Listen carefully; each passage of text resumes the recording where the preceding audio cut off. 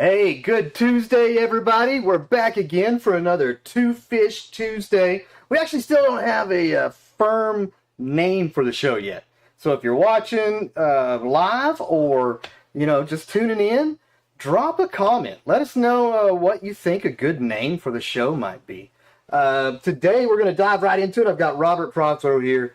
Robert and I, we've been talking quite a bit about key things with Two Fish technology. And it's even in the times that we might disagree, knowing that someone's going to be down there in the trenches with you to help you help others with their network security, and that's where we are and that's where we want to be. Robert, thanks for being here with me. Thanks for having me. Well, absolutely. We're going to jump right into it today. Our show: how much should small or medium-sized businesses spend on cybersecurity? We're talking about how important cybersecurity is, but it comes down to you're going to make a trade-off of spending your hard-earned sales dollars for security. And in our world, it makes perfect sense. But in your world, you might be thinking, why should I spend so much money? Or maybe you're wondering, I really don't know how to look at and justify this. And Robert's going to help us out a little bit. So let's frame this conversation and Okay. Tell us a little bit about maybe some averages on a breach. What does an average breach cost a client? What does I'm kind of at a loss to ask all the good questions. Yeah, really, statistics basically show that a breach for cybersecurity that shuts you down actually could cost you an average SMB up to $120,000 to be able to recover. That's a shocking number, and it's going up every single year. I had a meeting a couple of weeks ago with a group that was hit for $1.2 million. Wow. And you're going, that just because the 120,000 seemed like a lot, but 1.2 million, that pretty much overstepped that. And I'm telling you, the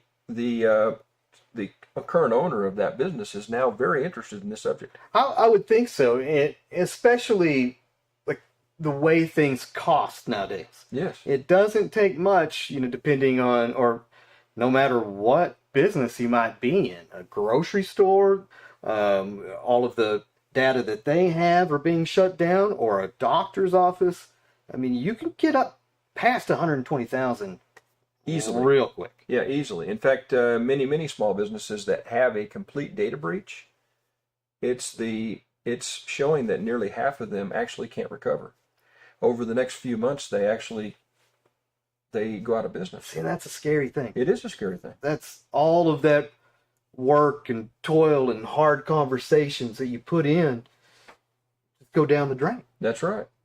So, based on, without getting into the size of these different businesses, is there a place where you can look at your revenue and say, based on my revenue, my IT budget might look like this or that? Is there a way to kind of thumbprint something? Yeah, really, if you look that up, the budget that they recommend is between 3 to 5% of your overall revenue. Okay. Which seems like which is quite a bit, actually. So you're talking about $1 million company being somewhere in the 30,000.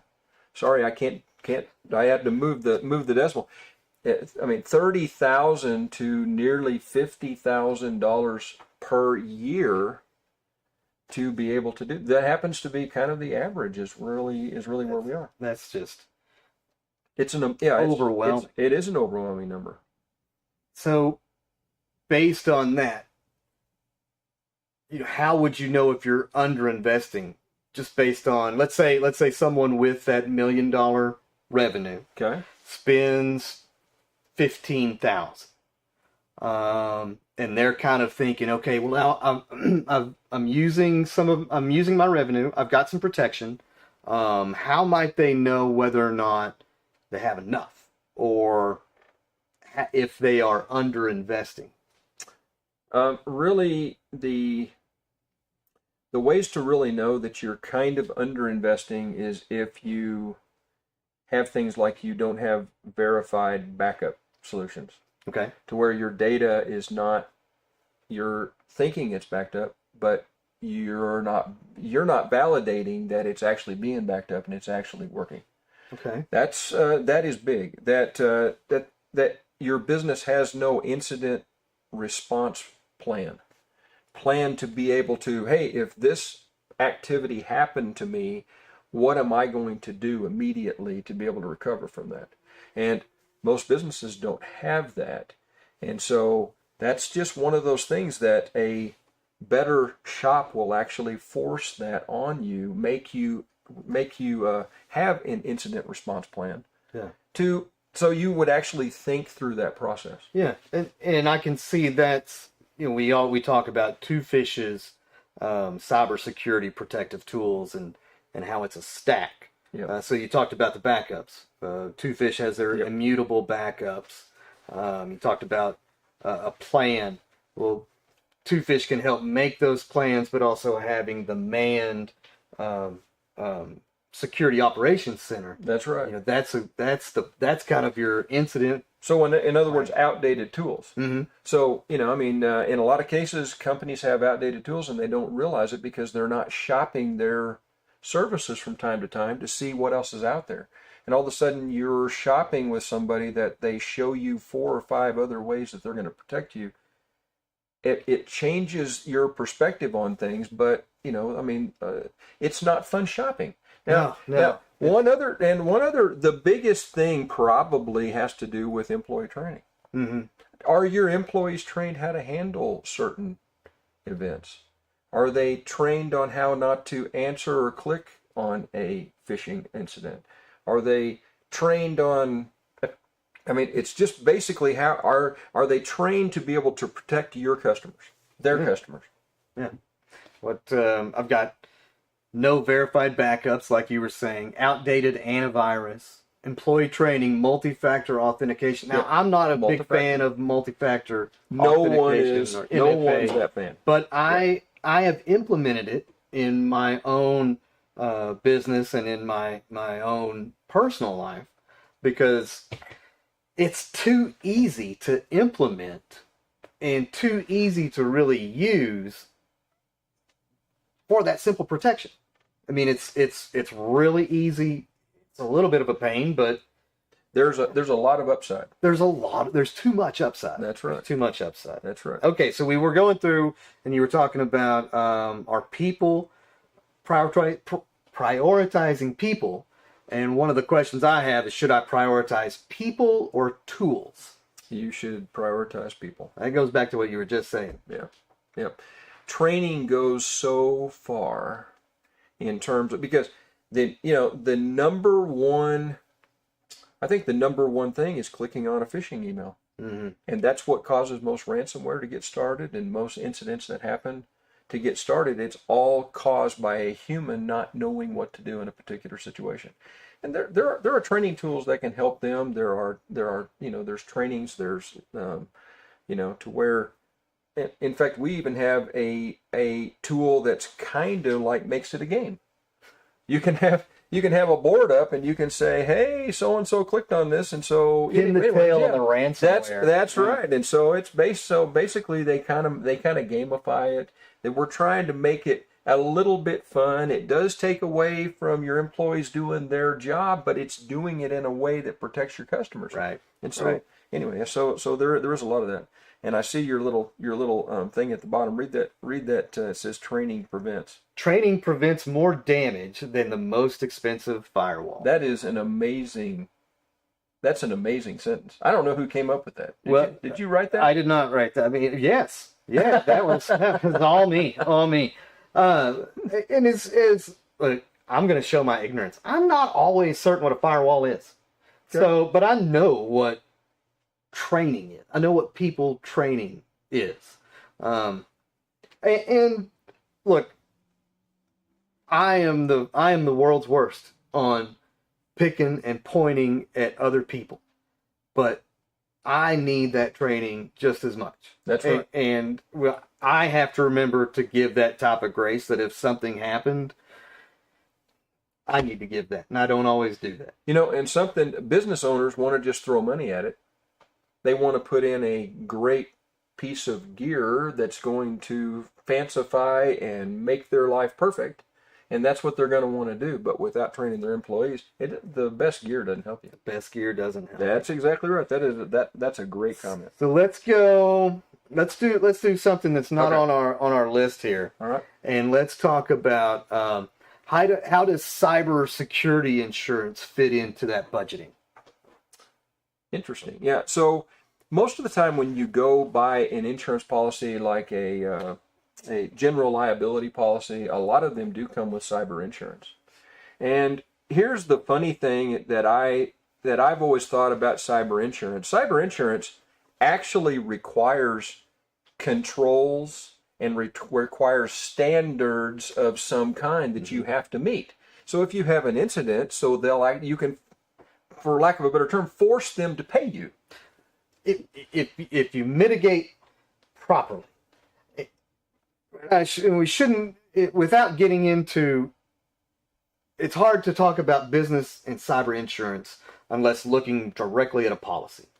Because if your policy insists that you do these mitigation tools prior to a breach and you don't, you could end up with nothing. You're just paying for a policy that, Or a percentage of. or just a small percentage. That's right, and that happens often. And so I think Yes. that MFA, EDR, endpoint detection and response, employee training, all of these things are generally included. They are controls that are required, Right. and there's more than that. And you might hear it spoken of as mitigation tools. There you go. Yep. Yeah. And that's one thing that here at Two Fish, I know y'all have someone who can dig into those policies and help people understand this is what you need. This is and this is how we can help you. That's exactly it. See, I'm kind of under the understanding, and I don't want to dog on insurance companies, but insurance companies will sell you a policy. They'll give you the paperwork, and they'll have you dig into it.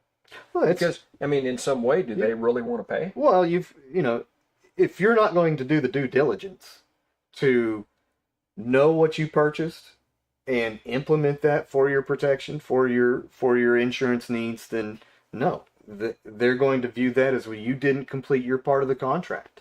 And That's right. unfortunately, many times, insurance gets a bad rap for making those denials. But you, as a consumer and a client, you have that obligation to do your due diligence and dig into those things. That's right. And we use this example and probably have before on these, but even a medical center that got ransomed for about $125 million. Wow. When their cyber insurance only paid out about $25 million of that. It even happens to large companies that don't do their due diligence. And so now I bet you today they're doing it, but it's a day late. And I wonder how difficult it is to get underwriting on a policy. If you've shown that you have no intention of doing these mitigation techniques or protecting yourself, you might be at risk of not being underwritten. Yeah. So, I don't know. This isn't an insurance show. Yeah, so. it is not. But Right. this all of this stuff really pertains to your insurance policy. It's a big deal. It is a big deal.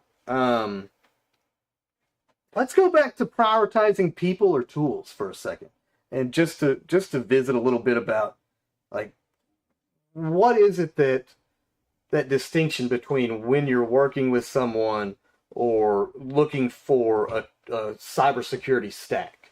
Like, how do you make that distinction between, we need to continue with training our employees, or looking for that new tool that takes over? I really think it's kind of a combination of both of those. It's a complete security system. I mean, you have to you have to have a plan to do both sides of that all the time. And so I really don't know what else to say about that. So I mean, but I think it's very, very important. Well, I didn't mean to stump you. No, you're okay. I guess. So where are you going with that? I guess I was going to. We're talking about people being our most important piece. Right. When do you have that distinction between, we have all the tools and a great tool stack in place, but we need to focus on employee training versus looking for something else? How do you make sure that you're getting enough of that training? Sure, in other businesses I've been in, or when I was working for the house, it was kind of a box to check. Each year you had to go through and just check that. But there wasn't any sort of follow-up, I guess, unless you did something wrong. How does a business gauge that they're doing all they can to train their employees to be on watch and on guard? I think that's kind of the way that I kind of think of that is, first of all, are they doing anything? Mm-hmm. Second of all, how often are they doing it? Because you know that employees don't remember stuff after a few months or even a few weeks, if anything, right? So should it be a continual thing? I would say more continual. So I think in most businesses, they know whether they had something this year. If they don't, they're way far back. Probably time, right? Yeah, right. I don't know where I was really going with it. I guess I was just, it's easy to implement software and tools, but just going back to this, training prevents more damage than the most expensive firewall. I don't know. It just kind of stuck with me. I'm glad that you pointed that out. Yeah, very good. So I mean, and I would say most businesses don't do much of that. Well, or don't have any. In fact, I would not be surprised if I walked into a 9 out of 10 businesses that have never done training. So then how do you determine what's essential? I think Dave's got another slide here, I think, for us. How can you determine what's essential then when you're trying to make these decisions on a stack and exactly what your needs are? Well, they need to assess what information that they collect that's going to be the most vulnerable, going to be, that would cause the biggest damage if they lost it. And then they need to determine who has access to that information. Okay. Because that would be very important. And the third is what are they doing right now to protect that information or being able to retrieve that information? Okay. Does that answer all right? No, I think it is. I think that's, you looking at a complete risk assessment from your personnel level and employee level up through your cybersecurity tool stack. And I think that's where we talk about pen testing, and especially with HIPAA regulations that are proposed to change. I guess starting with a risk assessment, a pen test, that would be a great way to say, well, what doors are open, what windows need to be closed here. Yep. They have that, and then understanding what employees have access to what. And so, I mean, this new phase of 2025 is we're locking more doors. We're letting people have access only to what they need. If they just need viewable access, give them viewable access. If they need access to be able to edit, editing access. If they need access to being able to reprogram the entire system, then that's the access that they need. That's the access I do not. That is the access that I don't need, true. So I mean, but in a lot of situations, we walk into places that the person that's probably the least able has a complete access to the entire system, and it just doesn't make prudent sense, and they're starting to lock down on that to say, hey, just let them look. Right, right. Well, that's usually best for me. Just let me look at it and digest the information. Don't let me change anything. There you go. All right, we're getting down to an end here. Dave, we've got some more slides. I do want to make mention, we've got Dave. He's running the board for it. There you go. And Happy Tuesday, everyone. Happy Tuesday, everyone. So, what are some common budgeting mistakes that you're seeing take place? Well, kind of like we had kind of already hit on this, but trying to throw money at flashy tools. How do you know if it's a flashy tool? It's almost. How do you do your due diligence to make sure that you're getting really proper in tools? order for me to know that, I have to hire one of our guys to come in and tell me what it is that they need. You have to have somebody who can walk in there and say, well, this is like major overkill. So we do that. Sometimes we oversell people so much in there, it's really not helping them at all. And so they're spending money on that as opposed to they should have spent a fourth of that money and then spent the rest of the money sending their employees off to a training session. Yeah. So that is one, spending. And really, the second one on here basically says one and done spending with no roadmap. Yeah, that seems like it's just kind of the same. Yeah, it's kind of like look, I paid for it, and they installed it, and I'm done, and I'm out of this situation. But we're getting to a place in this world that owners are going to have to understand cyber. This cybersecurity isn't a product; it's a process. Budget accordingly. Very nice. It is I not. think that's it's not a destination, right? So cybersecurity isn't like one and done, and you're there. It's always evolving to keep up. Yeah, it is a living, breathing product. That's exactly it. Yeah. There's one more: not tying cybersecurity to business continuity or compliance, and that would be similar to, say, HIPAA or some of the other credentials that need to be kept up by some business entities, I guess. That's right. Well, what else do you have any parting thoughts? We're getting kind of close up to our time here. Well, really, I don't. I just, I like the segment here. I mean, I think that a lot of companies just don't have a real understanding of, even the amount of money that they could put into this, because everybody hates buying insurance, and you're going, hey, insurance is costing me a certain percentage of my revenue, and nobody likes paying for it because they seldom use it. And I kind of see this as kind of like the same thing, and they kind of have to have an idea, if they're out there spending $39 a month, and there's no way that they're not completely vulnerable. Well, and that's, the risk of just flying blind and then having that $120,000 hit or $1.2 million hit. And how do you back out of it now? And if you don't have these tools, your cyber insurance may not, a claim is probably going to be denied for you. Yep.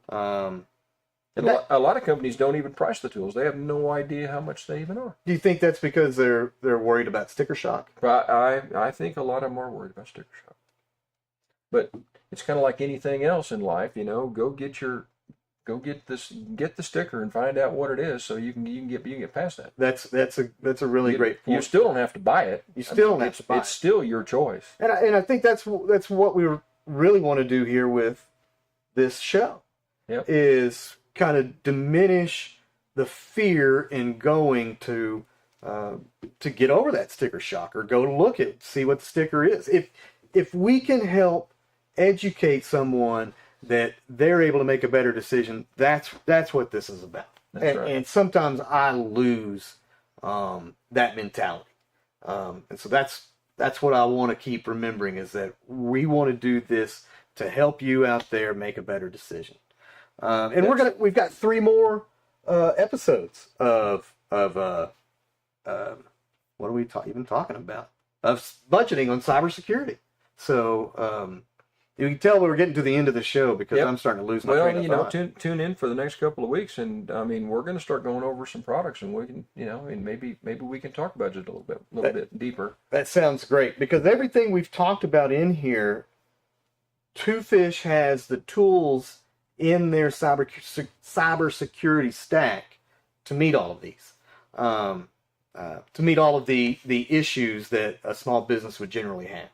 And so, yeah, that's great. I'm excited to get in and listen to some more stories about Nice. how Two Fish's tool stack has helped small Well, let me businesses. just make one last comment then. Yeah. Two Fishes made a decision last year that we were not going to sell a customer that was unprotected from then on. And we all had to get to that. It's kind of like, hey, this business is coming to us, but no, if you're not going to follow the guidelines, Yeah. do the certain standards, you know, we're not going to play with companies that are trying to play or trying to save or Kind of you know like if you want our help, we need to implement everything to be able to know that we're doing what we can for you without overpricing. And so I think our price. In fact, I think our pricing a lot of times shocks them that it's not as high as it is. On the pen testing, especially. Yes, Pen testing, especially. That's right. That's right. So, hey, thanks for tuning in, Robert. Man, I so enjoy your company and our conversations, even when they can be difficult. And I'm glad that you and I can sit and have those conversations. And shout out to Dave. Me too. Dave always gets here, works to get everything set up. Everything you're seeing and hearing, he's got a hand in that. Me, I just show up and talk. That's what I do. So I'm going to show up again next week, 12:30, here on the Two Fish Technology YouTube page. Like, subscribe, tell your friends, tell your dog, and come see us again. Thanks, y'all. Thanks, y'all. That was all right. That was good.